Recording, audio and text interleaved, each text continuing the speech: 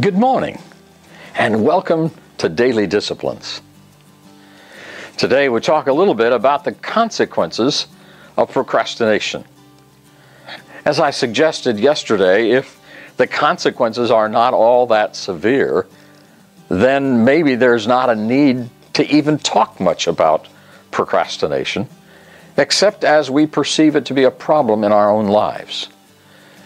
And yet, as we look at those consequences in our own lives, in the lives of others, and we study those who invest their lifetime trying to find out what are the consequences if we procrastinate, I think we discover that there are just some very serious things that take place in our lives in a way in which we would not want them to take place as a result of procrastination.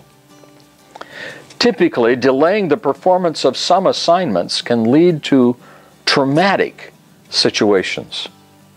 There are some, I suspect, that are obvious to all of us. We've been there. We've done those kinds of things. Things like it may lead to failure in one's assignments or the tasks to be finished. And I think you probably know as well as I do some of those consequences of not getting a task finished. There's times when it's cost me money. There are times when it's cost me reputation in the eyes of other people. There are times when it has damaged relationships.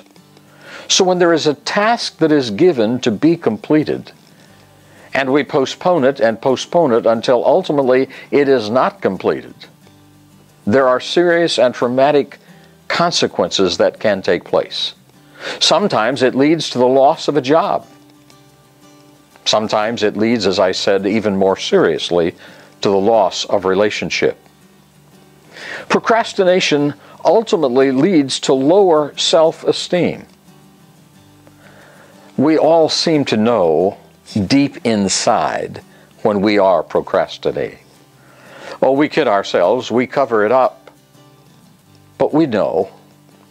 And when we know that we have not done what we are capable of doing, when we know that we have put off those things that were necessary to be done, when we've acted in a way that is detrimental to our own best interest, we begin to lose respect for ourselves. Oh, it may affect the respect level of others, but more importantly, it affects our own self-respect, and the esteem in which we hold ourselves begins to lower.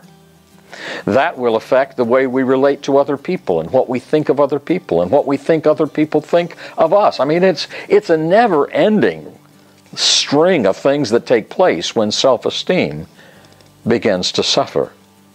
It may result in the lack of concentration on the task's completion, and habitual behavior will develop as a result of what we've already said is maybe just once in a while kind of procrastination.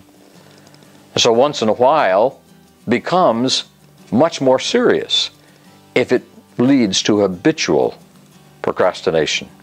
Procrastination, according to the experts, makes one feel weak, useless, and helpless. I got to tell you, I've tried to be as honest with you as I can in these podcasts. I agree with the experts. There have been times when I have felt weak and useless and helpless because of procrastination. It creates a high degree of dissatisfaction and frustration, not only among ourselves and other people, but internally with our own thoughts about us. Procrastination, then, can lead to negative physical consequences as well, as the weight of guilt and the weight of stress and the weight of fear take their toll. Procrastinators tend to have compromised immune systems. Now we're getting into some stuff that's probably beyond my medical knowledge, and yet I do know from the experts, and I do know from my own observation of other people and myself, that people who procrastinate tend to have weaker immune systems, more colds, more flu, more gastrointestinal problems. We associate almost instantly stress and worry with gastrointestinal problems. And so, boy, as we move through today, let's agree together that the consequences that come as a result of procrastination are serious and unwanted. And there is a better way. Have a great day. We'll talk again soon.